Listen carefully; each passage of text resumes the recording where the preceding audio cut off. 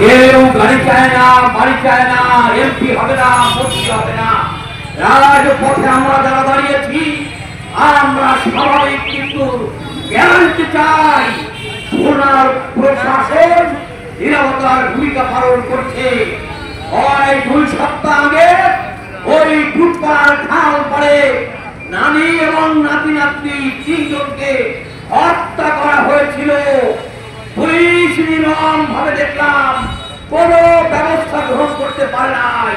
রাষ্ট্রের প্রতিটি নাগরিকের নিরাপত্তার দায়িত্ব রাষ্ট্রকে গ্রহণ করতে হবে, কিন্তু সেই ক্ষেত্রে আমরা দেখেছি রাষ্ট্র সম্পূর্ণভাবে অপারগতা অথবা উদাসীনতা দেখাচ্ছে।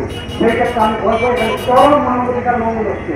যখন একটি লাশ শনাক্ত হচ্ছে না বা তার নিরাপদ দিতে করা যাচ্ছে না বা তার আইনের মাধ্যমে বিচার করা যাচ্ছে না, তখন 1948 সালে মানবাধিকার ঘোষণাপত্রের যে 30টি অনুচ্ছেদ সেটা সম্পূর্ণভাবে বাইরে রয়েছে। তার আমার মৌলিক অধিকার সম্পূর্ণভাবে, আমার আইনগত অধিকার সম্পূর্ণভাবে বিলুপ্ত হয়েছে বা রাষ্ট্র কর্তৃক আমি পাচ্ছি না।